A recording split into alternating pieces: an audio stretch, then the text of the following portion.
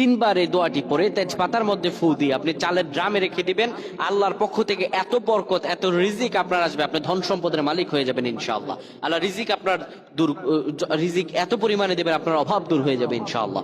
আপনার যত পেরেশানি আছে, যত আপনার কঠিন অবস্থায় আছেন, আল্লাহ তাআলা সবকিছু দূর করে দিবেন যদি আপনি আমলটি করতে পারেন।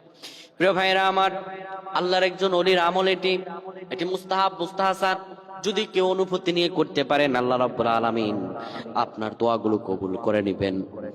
আপনি কাঁচা তেজপাতা নেবেন, বিসমিল্লাহির রহমানির রহিম সহ সূরা ফাতিহা একবার পড়বেন, দুরূদ শরীফ একবার পড়বেন, তারপরে তিনবার পড়বেন সুবহানাল্লাহি ওয়া বিহামদিহি আস্তাগফিরুল্লাহ, সুবহানাল্লাহি ওয়া বিহামদিহি আস্তাগফিরুল্লাহ। এরপরে আপনি সূরা ইখলাস তিনবার পড়ে ফু দিয়ে সেটি রেখে দেবেন। আল্লাহ আপনার রিজিকে এত পরিমাণে বরকত দান করবেন, এত পরিমাণে রিজিক দান করবেন, আপনি কোনোদিনও অভাবে পড়বেন না। আল্লাহ আপনার সব অভাবগুলো দূর করে দেবেন। সুবহানাল্লাহ।